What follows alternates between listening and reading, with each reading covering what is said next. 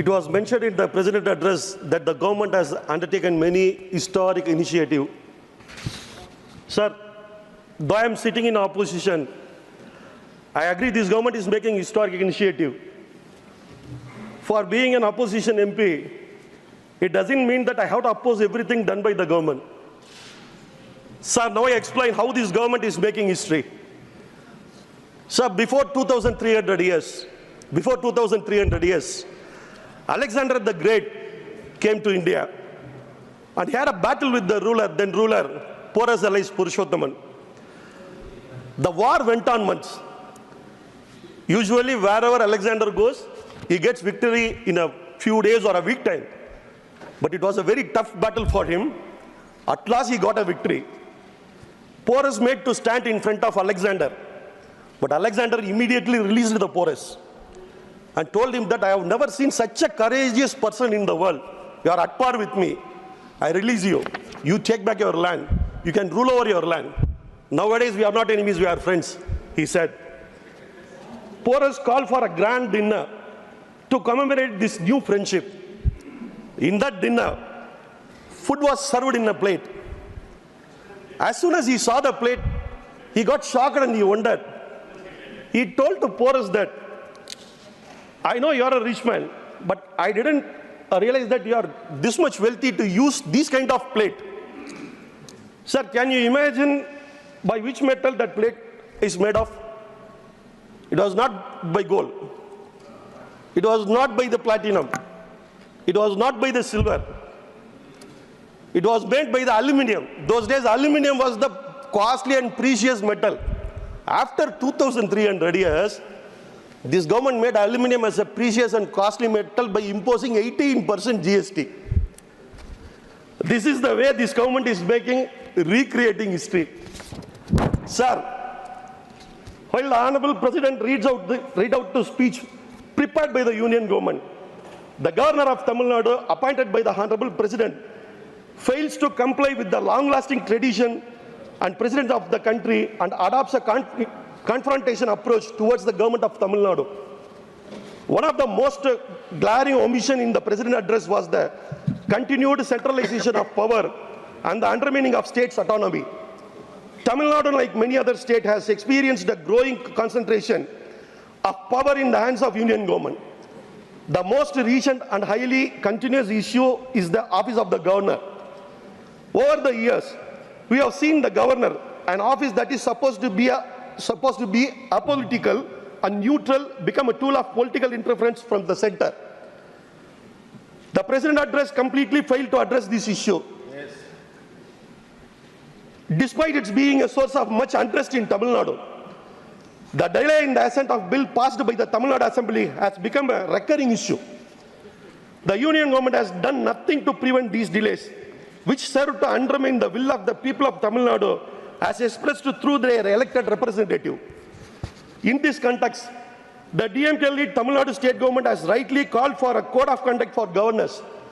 We believe it is crucial to introduce clear, binding rules that govern the behavior of governors, including imposing specific time frame for them to decide on bills and files sent by state governments. Such measures are essential to ensure that governors act impartially and without political interference.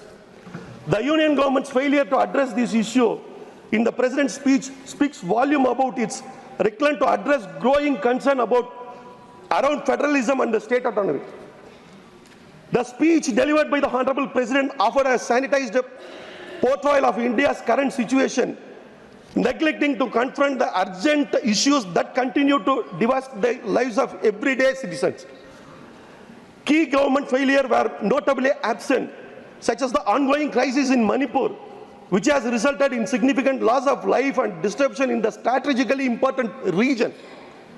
Additionally, the repeated scandals involved the exam leak, which have eroded public confidence in the recruiting system, were ignored. Meanwhile, inflation is placing considerable pressure on the financial well-being of the general population. The depreciation of Indian rupee stands as a clear sign of government's inability to stabilize the economy.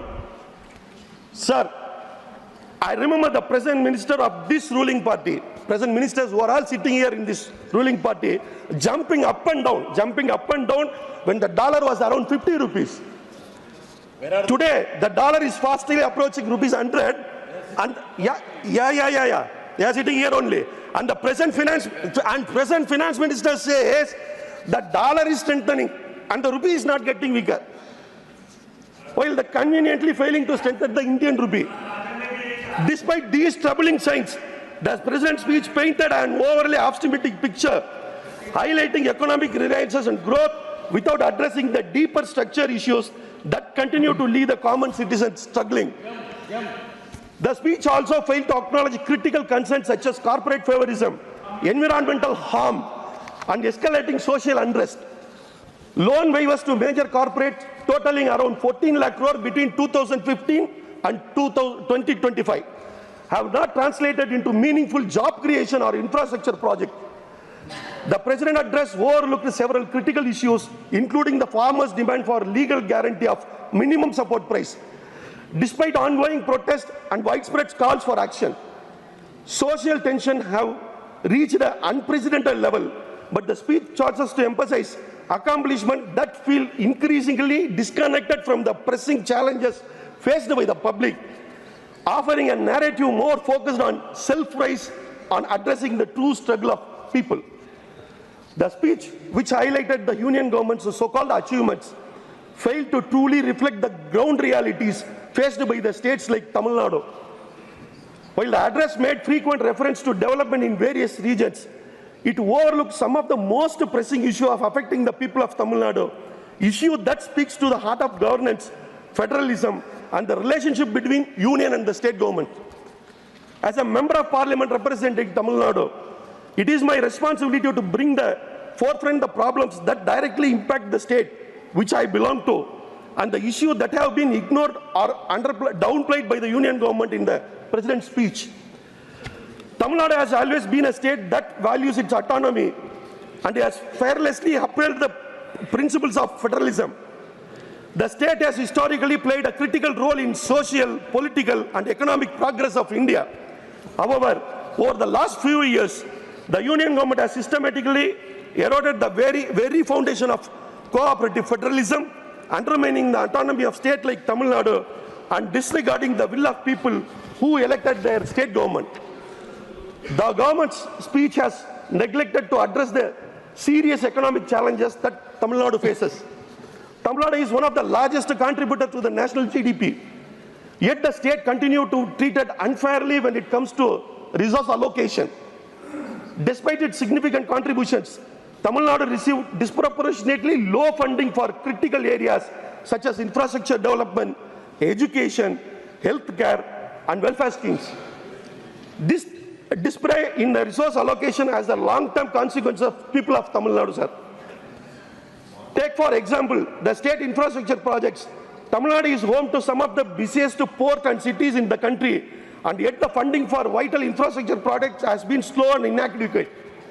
Chennai Port, one of the largest port in India, oldest port in India, continue to face delay in expansion project, affecting not just Tamil Nadu, but also the national trade. Not only Tamil Nadu, for national trade also.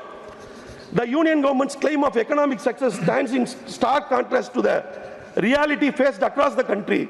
While the center promotes its narrative of economic progress, people nationwide are grappling with the rising joblessness, economic inequality, and stagnation in key sectors.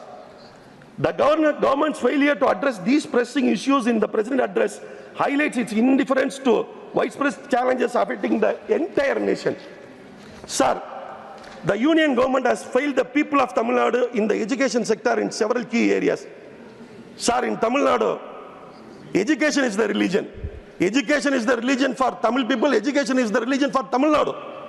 This is the very key sector for us. Tamil Nadu has a well-established education system that has a long prioritized regional language instruction. However, in the President's address has raised a significant concern. The policy mandates Hindi as a compulsory subject, a move that has been widely rejected in Tamil Nadu. The state has always championed the right to preserve and promote its own language, and the imposition of Hindi in schools is seen as an infringement on Tamil culture and heritage. The President address overlooks this strong opposition and the border issue of educational autonomy. Additionally, the Union government's decision to withhold funds from PM Shri schools under Service Shishya Abhiyan in Tamil Nadu further exemplifies its negligence. This decision is not just a bureaucratic matter, sir. It is directly affect the future of students in the state. It highlights the Union government's continued disregard for the Tamil Nadu's need. The state has constantly opposed the NEP 2020, particularly the three-language policy, as it undermines state autonomy. The Tamil Nadu government has the right to shape its education system according to the need and aspiration of its people. Yet this crucial issue was entirely ignored in the President's speech, which failed to address the disparities faced by the students in the state. Continued series of paper leaks that have shaken public trust in government recruitment process found no mention. The Union government's failure to recognize the need for equitable resource distribution, the disregard for the autonomy of states, and the failure to address the pressing concern of the state like Tamil Nadu are not just political issues. They are issues that affects the lives of millions of people. The Union government's approach has been one of the centralization and disrespect for the diverse need of our country. Instead of fostering an environment of cooperation and mutual respect between the Union and state government, it is sought to impose a one-size-fits-all approach that fails to acknowledge regional diversity and local need. As an elected representative from Tamil Nadu, I'll continue to raise these issues, demand accountability, and seek justice for the people of Tamil Nadu. Sir, it is crucial that we restore the spirit of cooperative federalism and ensure the state like Tamil Nadu receive the resources and respect they deserve. I conclude by saying that President address was a missed opportunity to address these critical issues. It failed to acknowledge the real struggle of the state like Tamil Nadu and ignore the need for the meaningful reforms, government and resource distribution. Honorable Chairman, sir, I want to conclude. We are just an opposition side, but we are not enemies of house. The treasury benches always have to take the opposition benches into consideration during the session. It was said not by Abdulla, it was said by your honorable leader, former Prime Minister Adal Bihari Vajpayee ji. I want you to remember his words. With this I conclude, sir. Thank you. धन्यवाद.